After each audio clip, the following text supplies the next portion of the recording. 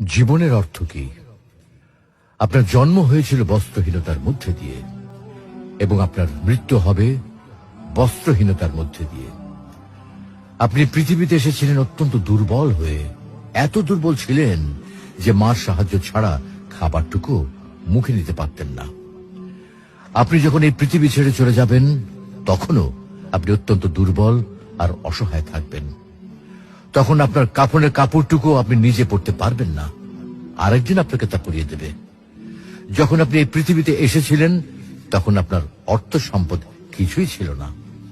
যখন আপনি এই পৃথিবী ছেড়ে চলে যাবেন তখনও আপনার অর্থ সম্পদ কিছুই থাকবে না।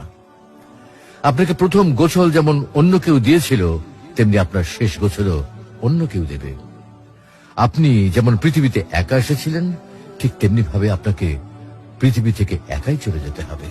আপনার সঙ্গে আপনার প্রিয়জন কেউ যাবেন না। হ্যাঁ, এটাই জীবন, এটাই তো জীবন। তাহলে কেন এত মারামারি, এত সংঘাত, এত হানাহানি? কেন এত বিদ্বেষ? কেন এত হিংসা? কেন এত বেইমানি? তাই সকলের প্রতি দয়াশীল হন, সকলকে আপন করে নিন এই ক্ষণিকের যাত্রায়। জীবন খুবই সংক্ষিপ্ত, সুতরাং জীবনকে মহৎ কাজে উৎসর্গ করুন। সর্বদাই নিজের ও মানুষের কল্যাণ করুন, অনর্থক কাজ